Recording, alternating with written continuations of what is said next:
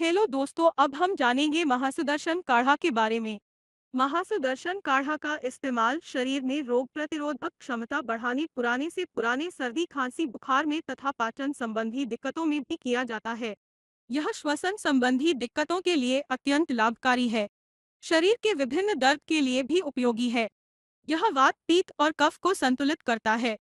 यह शरीर के बैक्टीरिया और वायरस के खिलाफ प्रतिरक्षा बढ़ाता है। यह रक्त से विषाक्त पदार्थों को निकालता है।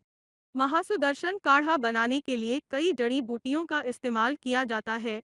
इसमें चिरायता मुख्य जड़ी बूटी होती है। महासुदर्शन काढ़ा पीने से पहले किसी योग्य चिकित्सक से सलाह लेनी चाहिए। इसको संभाग पानी, संभाग दवा मिला के लेना होता है। धन्यवाद।